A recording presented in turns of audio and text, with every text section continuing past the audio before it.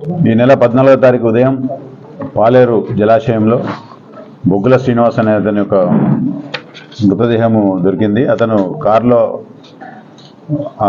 పాలేరు కెనాల్లో పడుతుండగా అక్కడ చేపలు పట్టే వాళ్ళు చూసి ఇమీడియట్ పోయి ఆ కారులోంచి బాడీని బయటికి తీసిండు. తర్వాత కారును కూడా బయటికి తీసిండు. తర్వాత అతన్ని బొగ్గుల శ్రీనివాస్గా ఐడెంటిఫై చేయడం జరిగింది. తర్వాత తెల్లారి అతని బ్రదర్ వచ్చి మన కూసుమంచి పోలీస్ స్టేషన్లో కంప్లైంట్ ఇస్తే దాని మీద 302 కేసుగా రిజిస్టర్ చేయడం జరిగింది. ఈ బొగ్గుల దీన్ని నేపథ్యంలో కూసుమంచి సిఐ గారు తర్వాత అతని నేతృత్వంలో 4 బృందాలు ఏర్పాటు చేయడం జరిగింది.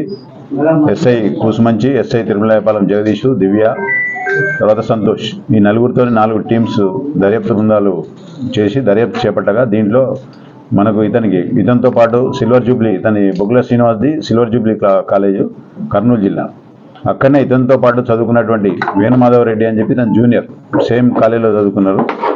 వీళ్ళిద్దరు కూడా బిజినెస్ పార్ట్నర్స్. అంటే ఇతని బొగ్గుల శ్రీనివాస్ ఒకటి బొగ్గుల బీబీక్యూ అనే ఒక ఫర్మ్ ఓపెన్ చేయడం జరిగింది. ఆల్రెడీ వేణుమాధవరెడ్డికి మేకా ప్రాజెక్ట్స్ అని చెప్పి ఒక ఫర్మ్ ఉంది. ఇతను ఆల్రెడీ సోలార్ ప్యానల్స్ బిజినెస్ చేస్తాడు. దీంట్లో భాగంగా జిఎస్టీలో ఈ షెల్ కంపెనీ అంటే బొగ్గుల శ్రీనివాస్ ఒక షెల్ కంపెనీ ఏర్పాటు చేసిండు.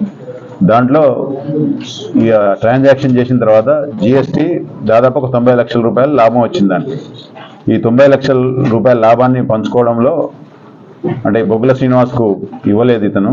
దాన్ని బొగ్గుల శ్రీనివాస్ పదే డిమాండ్ చేయడము, తర్వాత ఈ బొగ్గుల బీబీక్యూ అనే సంస్థకు జిఎస్టీ సంస్థ నుంచి నోటీసులు రావడం, దాన్ని బ్లాక్ లిస్ట్లో పెట్టడం, దానికి పెనాల్టీగా ఒక 1 CR ఇతను దాన్ని ఓపెన్ చేయాలంటే కట్టాల్సి రావడం, వేణుగోపాల్ రెడ్డి కట్టాల్సి వస్తుందనే ఉద్దేశంతో ఈ డబ్బులు ఎగ్గొట్టేందుకు ఇతను వేరే ఒక 3 అసోసియేట్స్తో కలిపి పోకల కోటేశ్వరరావు, తర్వాత షేక్ అబ్దుల్ హఫీజ్, అజ్మత్ అలీ ఖాన్ వీళ్ళతో ప్లాన్ చేసి ఇతను 14 నైటు అంటే 13 నైటు ఇతన్ని విజయవాడలో ఇతనికి లోన్ అమౌంట్ వస్తుంది, ఆ అమౌంట్ను అతనికి ఇచ్చేస్తా అని చెప్పి శ్రీనివాస్ని నమ్మించి తీసుకొని వచ్చి మన నార్కెట్పల్లి మరిపెడ మధ్య రూట్లో అతన్ని కారులో కొట్టి చంపి తీసుకొని వచ్చి ఇక్కడ ఆ కారును యాక్సిడెంట్గా అంటే అతను నడుపుకుంటూ కారులో పడిపోయినట్టు యాక్సిడెంటల్గా చిత్రీకరించాలని చెప్పి ఆ బాడీ నల్లో తేయడం జరిగింది.